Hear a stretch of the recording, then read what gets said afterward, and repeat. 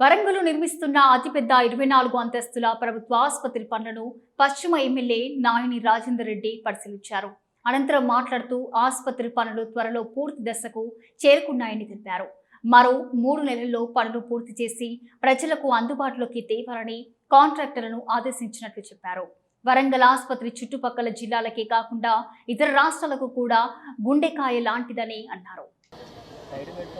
Interior కూడా దరిదాపు అంతా కంప్లీట్ కావచ్చింది.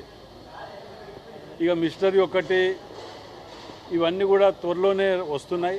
5 నెలలు అని చెప్తున్నారు, కానీ దాన్ని 3 నెలల్లో కంప్లీట్ చేయాలి అనే ఒక ఆలోచనతోటి ముఖ్యమంత్రి రేవంత్ రెడ్డి గారు, ఇన్ఛార్జ్ మినిస్టర్ గారు కొండ సురేఖ గారు, ఇక కలెక్టర్లు అంటారా వారానికి ఒకసారి దీని మీద రివ్యూ పెడుతూనే ఉన్నాం.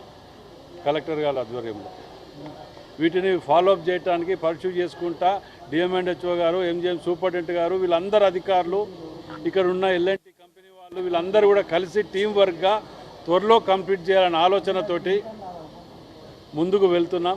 దీనివలన ఉద్యోగ అవకాశాలు కానివ్వండి, 1000 బెడ్ల హాస్పిటల్ అంటే ఇలా చిన్న విషయం కాదు. మనకు చుట్టూ ఉమ్మడి జిల్లాలు కాకుండా చుట్టుపక్కల కరీంనగర్, ఖమ్మం, వరంగల్ కూడా ఇది ఒక గుండెకాయ లాంటి తిరిగి తయారు కాబోతున్నది. దీని తగ్గట్టు కూడా ఎంప్లాయ్మెంట్ డాక్టర్లే కానివ్వండి, ఏ కేటగిరీలో ఉన్న ఎంప్లాయ్మెంట్స్ గతంలో ఉన్న వాళ్ళని అకామిడేట్ చేసుకుంటూ ఇంకా ఎంతవరకు వస్తుంది అనేది అంచనాకు వచ్చేస్తున్నారు.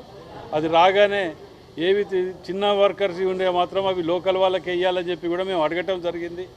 ఇక్కడ లోకల్లో ఉన్న వాళ్ళకి ఇస్తే చాలా సంతోషం అని చెప్పి. ఇక మీ అందరికీ తెలిసిన విషయమే, ఇందులో రాజకీయాలు మాట్లాడాలనుకుంటే కూడా చాలా ఉన్నాయి.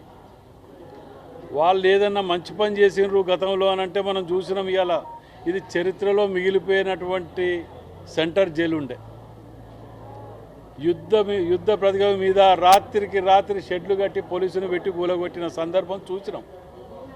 1100 కోట్ల రూపాయలు, అది ఇంత తొందర శాంక్షన్ ఎట్లు ఇస్తాను అని చెప్పి మేము బాగానే వస్తానే కదా అనుకున్నాం. కానీ దీన్ని కుదబెట్టి మహారాష్ట్ర బ్యాంకులో ఎంత లోన్ తీసుకొచ్చిందనేది కూడా మీకు చూపించినాం. దాంట్లో కొద్దిగా తేడా జరిగి ఇబ్బంది అయిన సందర్భం ఉన్నప్పుడు కూడా దాని మీద రాష్ట్ర ప్రభుత్వం ఎంక్వైరీ కూడా వేయటం జరిగింది.